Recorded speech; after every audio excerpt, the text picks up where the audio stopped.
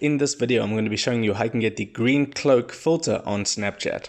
Now this is a filter that moves along with your own movement, so I'll show you how it works. So to get the green cloak filter, you have to tap on the emoji icon on the right hand side of the post button, and then you want to tap on the explore option at the bottom right, and then you want to tap on the option that says world at the top underneath the search bar.